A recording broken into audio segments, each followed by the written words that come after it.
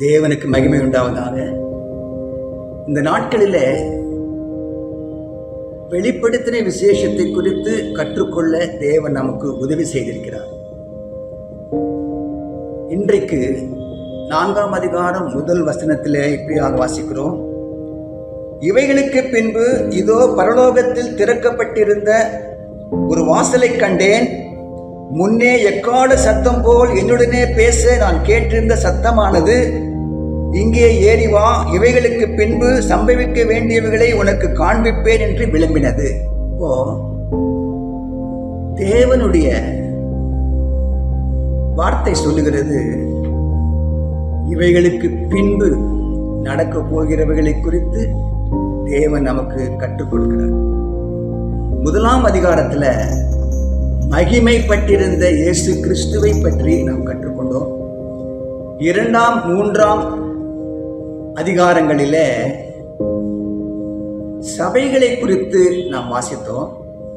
இந்த 4ஆம் அதிகாரத்தில் தேவனுடைய சிங்காசனத்தை குறித்து வாசிக்கிறோம். 5ஆம் அதிகாரத்தில் ஆட்டுக்குட்டியானவரை குறித்து வாசிக்கிறோம். தயவாய் நீங்க இந்த 4ஆம் அதிகாரத்தையும் 5ஆம் அதிகாரத்தையும் நீங்கள் வாசிக்கும்படியாக நான் கேட்கிறேன். இங்கே ஏறி வா என்ற ஒரு சத்தம் கேட்டிருக்கிறது.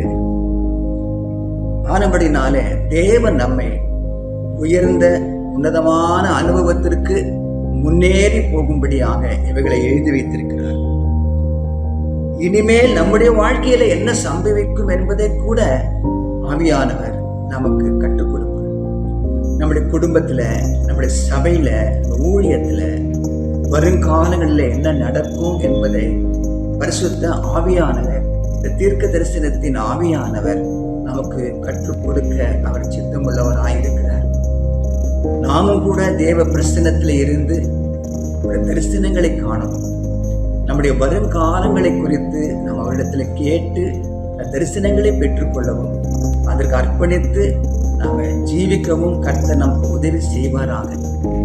ஏறிவா என்று சொன்னவர் இப்போது இருக்கிற நிலைமையிலிருந்து இன்னும் உயரமான இடத்திற்கு, உன்னதமான அனுபவங்களுக்கு தேவன் நம்மை நடத்தி கொண்டு போவார். ஆசீர்வதிப்பார்.